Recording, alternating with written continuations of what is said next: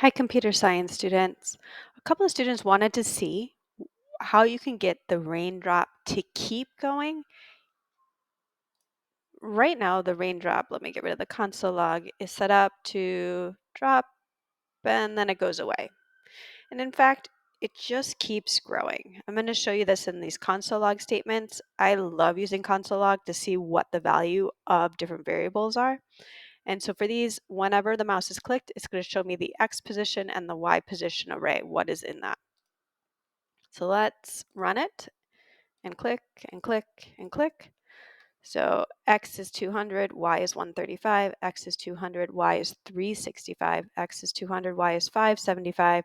So X stays the same, right? And that makes sense because I'm only updating the element at position Y. Let's click it right now. Wow, Y is now nearly 6,000. It just keeps growing. Well, I don't need it to keep growing. Once, let's see, the dimensions of my canvas are 0 to 400. So once it gets bigger than 400, it can go back up to the top. So let's add in our for loop because we want it to check every element in our array. It just happens to be that there's one element in our array right now. So if Y position at I, the one that I'm checking, is ever greater than 400, let's reset it.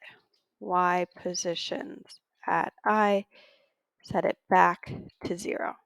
And I'm just going to double click Y positions. It didn't look like I spelled it right, but they're all coming up, so they check out. Let's run it. Now, as soon as it gets to 400, it resets. All right, this is working well. Let me add some more raindrops. How about a raindrop that starts at 300 and 0? Run it. Now we have 2 raindrops falling.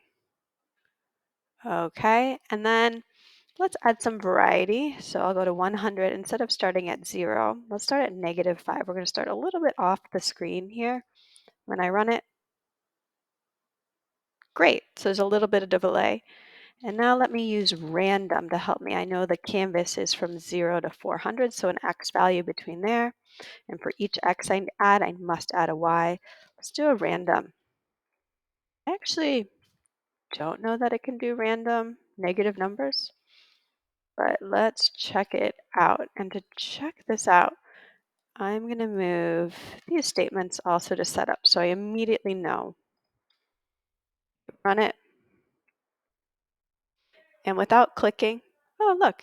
Oh, between -10 and -20, it gave me -5. Huh.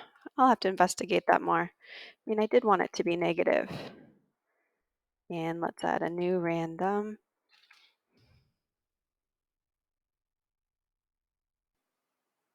-6. I mean, it's giving me negative numbers, so I'm pretty happy, and I'll just have to look into that more.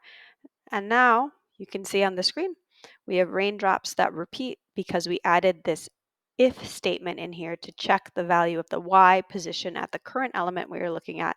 And if it ever gets bigger than the Y value of this canvas, reset that position back to 0.